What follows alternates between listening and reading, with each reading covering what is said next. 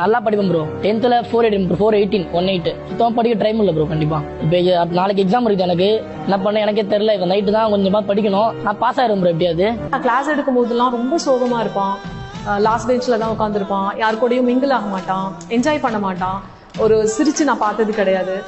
ஜென்ரலாகவே நான் எந்த ஸ்டூடெண்ட்ஸோடைய ப்ராப்ளம்ஸையும் இன் ஃப்ரண்ட் ஆஃப் அதர்ஸ் நான் கேட்க மாட்டேன். அவனையும் தனியாக கூப்பிட்டு தான் கேட்டேன். அப்போ வந்து இந்த மாதிரி மார்க்கெட்டில் ஒர்க் பண்ணுறேன் மேம் அப்படின்னு சொன்னான். நான் இதுக்காகவே ஒரு நாள் மார்க்கெட் போய் பார்த்தேன். இவன் சொல்றது உண்மைதானா அப்படி கம்பெனியோட நியூ டைரக்ட் பிரசிடென்ட் டைமண்ட் டைரக்டரே முடிச்சிருக்காப்ல வினோத். யோசிச்சு பாருங்க. நைட்டு ஃபுல்லா காய்கறி மார்க்கெட்ல வேலை, காலையில காலேஜ், வேலை காலேஜ் இப்படி இருந்த ஒரு நபர் இன்னைக்கு ஆக்சிஸ் இந்தியா மூலமா சூப்பரா சம்பாதிச்சிட்டு இருக்காரு.